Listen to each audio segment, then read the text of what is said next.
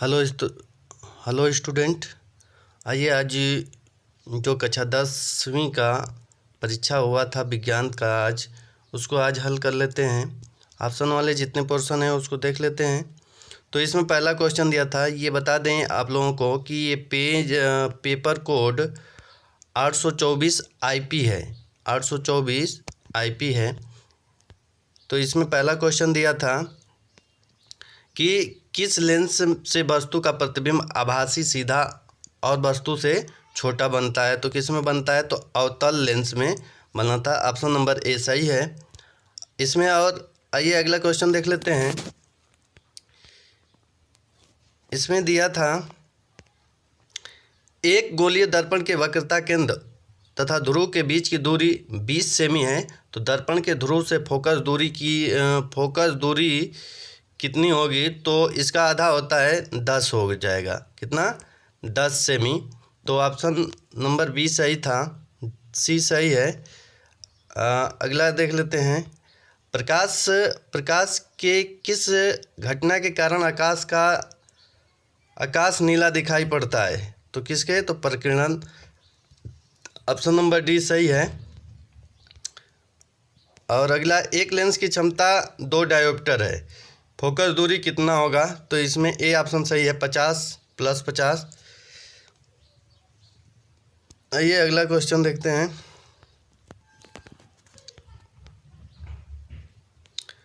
अगला क्वेश्चन है, फ्यूज तार को निम्नलिखित घरेलू विद्युत उपकरण की किस तार के श्रेणी क्रम में जोड़ा जाता है? तो फ्यूज तार को जो जोड़ा जाता है, फ्यूज तार को वो किसके संपर्क में जोड़ा जाता है? तो ये ऑप्शन नंबर ए सही है। अब छठवां देख लेते हैं। यदि शक्ति कार्य समय के मात्रक क्रमशः x1, x2, x3 से प्रदर्शित किए जाएं तो निम्नलिखित में कौन सा सही होगा?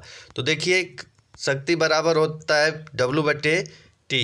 यहाँ पर शक्ति का मान दे दिया है x1 और कार्य दिया है इसमें x2 बटे में समय दे दिया है x3। जब इसमें गुणा करेंगे तो ये आएगा x1 × x3 बराबर x2। तो ऑप्शन नंबर बी इसमें मैच कर रहा है, तो बी सही है, बी ऑप्शन सही है। और इसको देख लेते हैं। एक चालक में 10 एम्पियर की विद्युत धारा प्रवाहित होती है। संगत 2 सेकेंड में प्रवाहित होने वाले आवेश की मात्रा कितनी होगी? तो Q बराबर सूत्र होता है IT। I का मान दिया है 10 और T का मान दिया है 2, तो 10 दूना के 20 होगा, 20 कूलाम। आइए अगला क्वेश्चन देख लेते हैं। इसमें दिया था प्लास्टर ऑफ पेरिस का सूत्र है। तो प्लास्टर ऑफ पेरिस का सूत्र होता है CaSO4 ½ प्लास्टर ऑफ पेरिस का। अब ये दिया है pH मान 8.5 का बिलियन किस प्रकार का होगा? तो क्षारीय होगा। 7 से ऊपर जो रहता है वो क्षारीय रहता है, 7 से नीचे अम्लीय रहता है। तो 7 से ऊपर है तो क्षारीय होगा। अब इसमें देख लेते हैं। 10वां क्वेश्चन है, IUPAC नाम पूछा था, तो इसमें होगा 2-मेथिल प्रोपेनल होता है इसमें। ये हो गया सी ऑप्शन। वायतम कोश में 7 इलेक्ट्रॉन वाले तत्व हैं, 7 इलेक्ट्रॉन, जिसमें वायतम कोश में 7 इलेक्ट्रॉन होते हैं। वो किस प्रकार के तत्व होते हैं? तो अधातु होते हैं, अधातु। आइए अगला क्वेश्चन देख लेते हैं।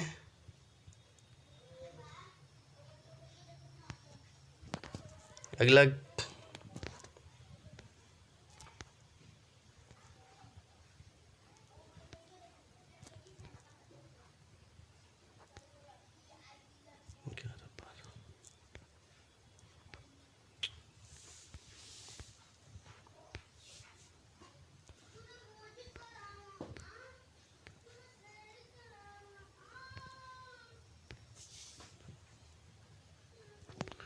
देखिए अगला क्वेश्चन, कैल्शियम नाइट्रेट का रासायनिक सूत्र क्या होता है? तो ऑप्शन नंबर बी सही है। निम्न में से असंतृप्त हाइड्रोजन कार्बन है, तो ऑप्शन नंबर पहला सही है, C2H2। और 14 में रक्त दाब नापा जाता है, ए। ऑप्शन नंबर ए सही है। निम्न में कौन सा पादप हार्मोन्स है? पादप हार्मोन्स पूछा था तो साइटोकाइनिन पादप हार्मोन्स है।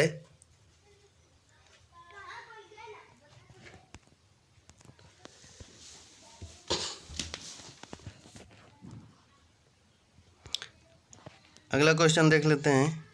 एकलिंगीय पुष्प है, एकलिंगीय पुष्प कौन सा है? तो पपीता हो जाएगा, ऑप्शन नंबर बी पपीता।